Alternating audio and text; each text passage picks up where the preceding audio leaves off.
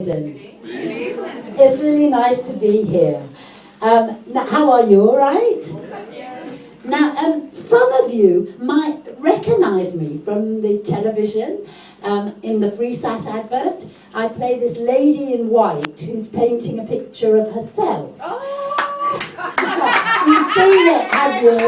You know the one? I know you are, girl. And I say, do you know, I'm 97. Have you seen it? You've seen it.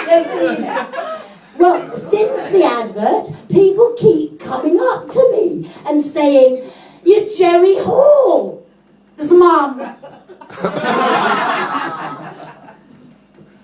I like Jerry Hall. I'd love to be Jerry Hall. I'd love her wardrobe and her money, 15 million.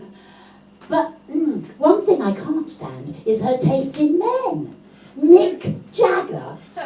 I hate men who are skinnier than me. I don't know how she could ever have slept with Mick Jagger. Imagine having to suck off a man who can't get no satisfaction. You'd get cramp in your cheek. Or repetitive strain injury in your tongue.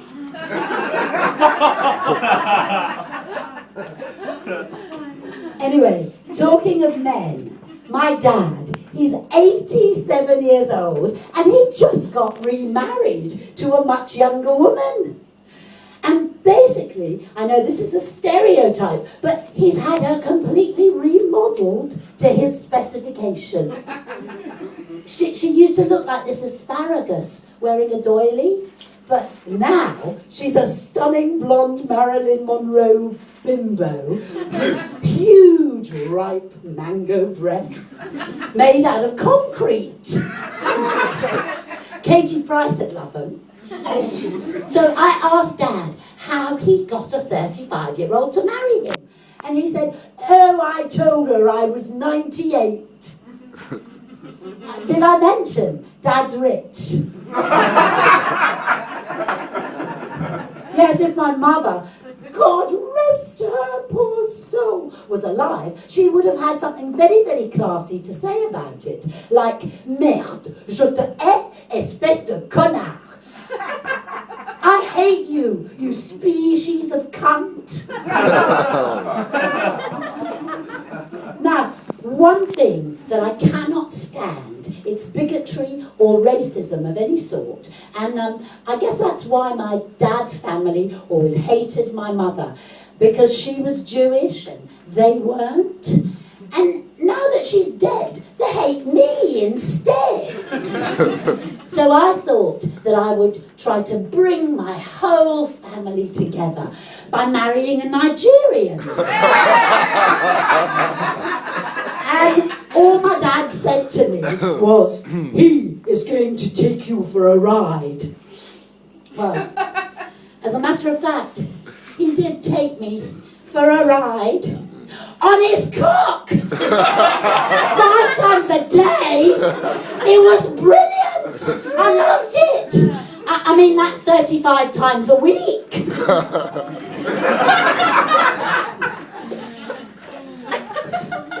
Anyway, changing the subject from cock. When I was 10 years old, my parents emigrated to Beverly Hills, California, 90210. I went to school with Diana Ross's kids, with Tony Curtis's kids, with Mickey Mouse's kids. Dean Martin's daughter came to school wearing a diamond bracelet on her arm, worth $100,000, great big diamonds. I had a macrame bracelet made out of string. I made it myself. 3 little beads with my initials. So I looked completely piss poor. And I wasn't cool. My dress sense, I was way weirder than Ugly Betty.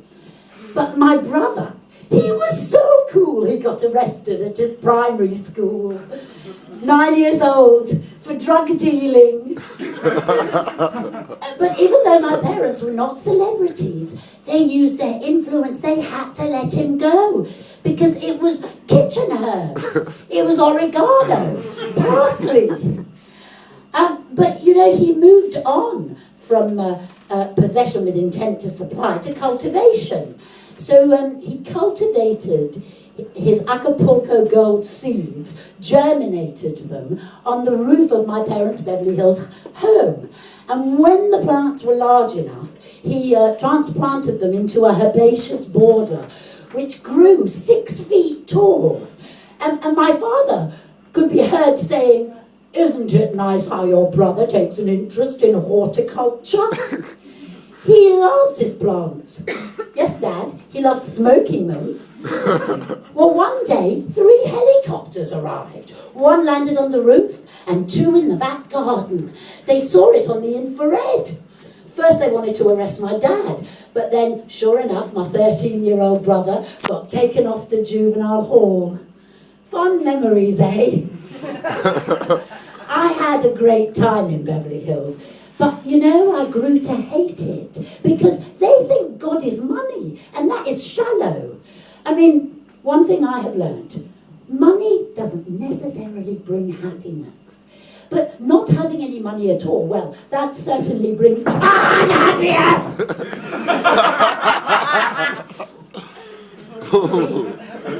Sorry. Forgot myself. I love the French.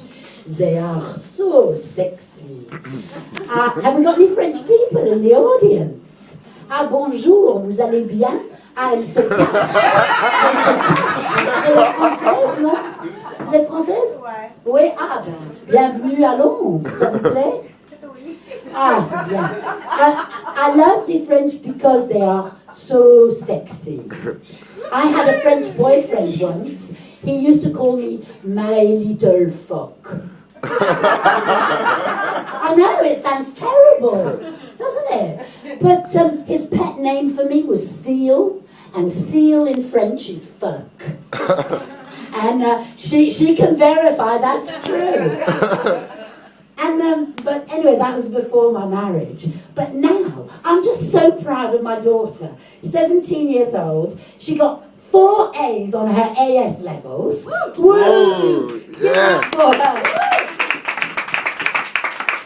Yes, I'm a proud mum. And before that, she got 10 A stars on her GCSEs.